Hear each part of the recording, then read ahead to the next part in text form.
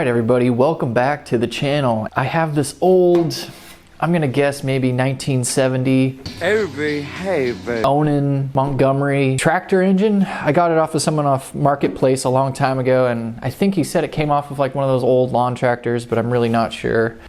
If you guys have any information about it, please in the comments let me know. So I'm using this extrusion I got off Amazon, and basically you just use brackets to secure them everywhere. And so I have two long pieces in parallel going all the way down, and then it kind of captures the back wheel. And then I also got the front one, and then this T-bar is essentially setting our rake angle, and that's completely adjustable. I just move that, and then the forks fall back. So for the main down tube, I got this huge pipe. I think it's maybe 2.5 inches in diameter, and it was actually holding up a beam in my kitchen. So I think I'm gonna have it go hug the top of the motor and then curve down and then meet the swing arm. So let's get at it. To help measure the distance that I want to cut that pipe, I'm actually using this tubing insulation, and so I can just bend it up and cut it to length. To bend that super thick pipe, I'm actually just gonna shark gill it and then bend it that way. I'm not even close, but it bends pretty nice though. It's kind of a lot of work, but I don't really have any other way right now.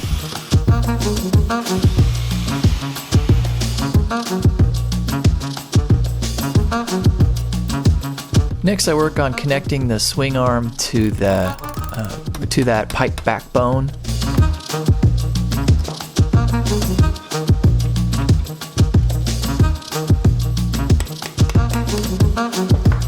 One thing to point out here is there's actually an offset with the rear section, so it kind of looks wonky here, but I think it should be okay. Anyway, after that, I cut out an engine mount.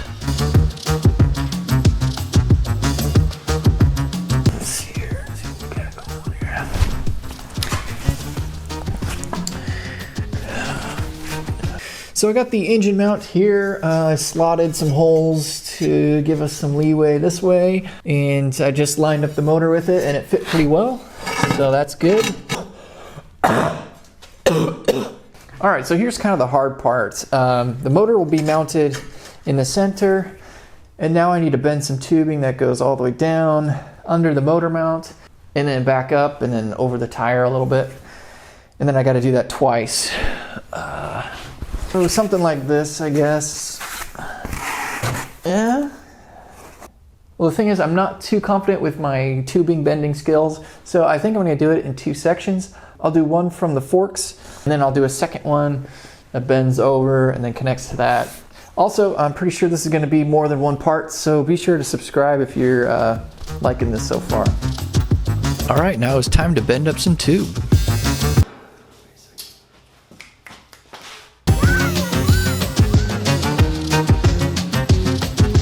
Okay, so the bends turned out pretty good. I just had to mark up where to cut them and then tack them onto that rear portion. And then like the backbone, I also notched these out. Unfortunately, once I bent up the tubes and tried to put the engine underneath it, it didn't want to fit. So the tubing that you actually see on there now, that was all redone. Well, anyway, for those new tubes, I still had to notch them up.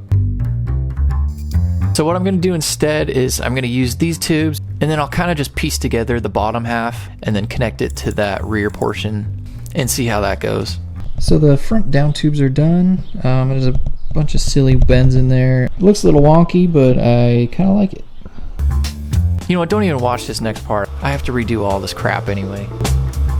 That tubing with the S-bend, that all gets redone.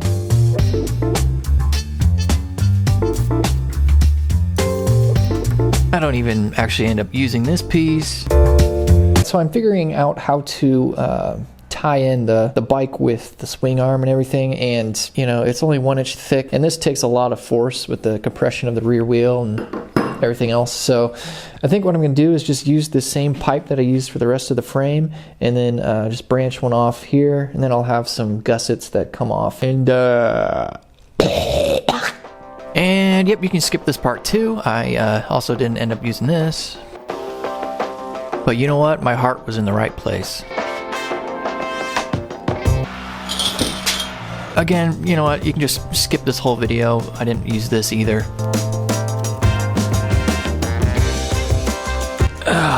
Just, yeah.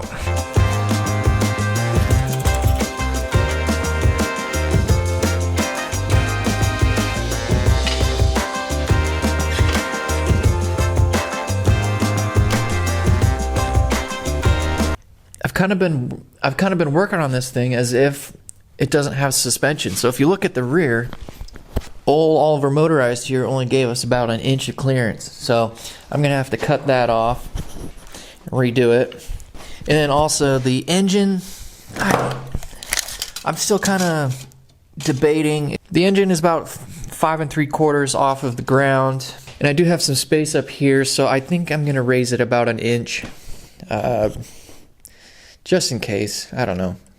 And I'll just do this stuff off camera because I don't want to subject you guys to all this pure torture. So I'm going to redo some stuff and I'll be back. All right, so my first attempt was just to use some sheet metal and connect the whole thing, but yeah, I didn't like the look of that. So goodbye. So there I was, just brainstorming, lost, not sure of what to do. And, well, there's no real epiphany. I just kept trying things until I found something I liked.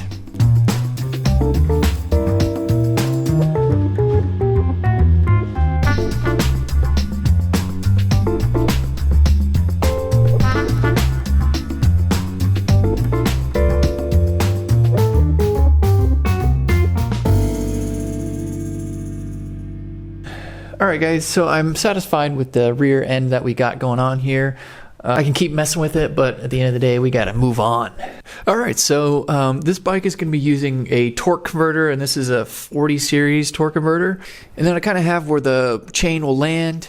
So basically I'm going to make a plate that deals with all this. So alright, so I jumped on the CAD machine and whipped up a design for this torque converter plate and then cut it out.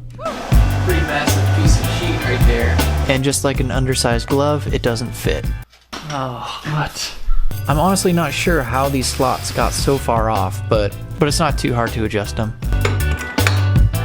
So as is, the belt doesn't quite fit, and that's kind of on purpose actually, because the whole plan was to bend this whole plate into the frame a little bit, and then it'll be a little bit recessed. And I don't know if you can see it, but I put 4 little holes right here, and basically the cross section of these, that's where I'm going to bend it 45 and then another 45. So let's try that out, and hopefully it turns out. I don't know, I guess I just fell asleep at the wheel on this one too, because oh crap, I bent it to 90 degrees and not 45. I'll just go ahead and bend this the old-fashioned way with the grinder and a hammer. And voila! It looks a little bit like cancer, but that's okay. Alright, well, I bit the bullet and just ended up redoing the torque converter plate. It's a little bit wobbly on the back because it's such a long piece, but I think what I'll do is, get a strip of metal and just kind of weld it along here. So yeah, I just grabbed some scrap and tap, tap, tap. It was a little bit of back and forth between tapping and sizing, but we got it done.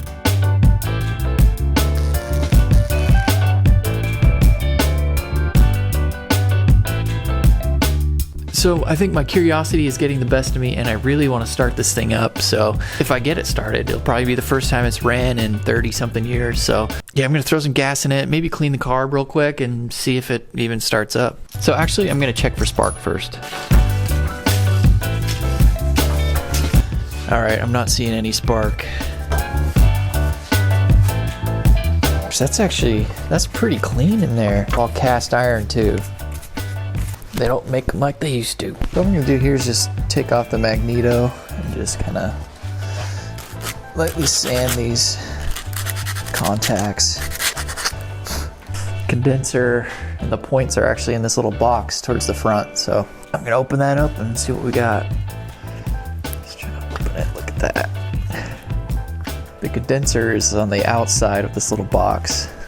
And there's all the magic right there. So I took a little bit of sandpaper to the points, and if you look closely, there was a little bit of spark. So after I cleaned out the carburetor a little bit, I took the engine to a stump and tried to start it. It was weird because it leaked for like 2 seconds and then it stopped. So I'm not sure where that extra gas went or why it leaked in the first place, but I'm gonna ignore it. I think it took me all of 4 pulls to start this thing, so it was pretty nice.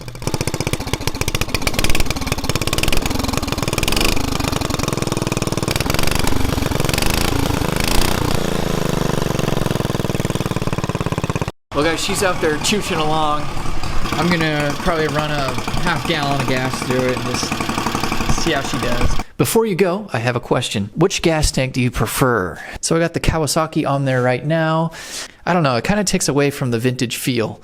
So I was thinking of just using the original gas tank from the motor, and I kind of like that look. It kind of has that old military vintage look. So anyway, leave a comment on what gas tank you think we should use, and maybe we'll go with that. All right, I'll see you in the next one. Peace.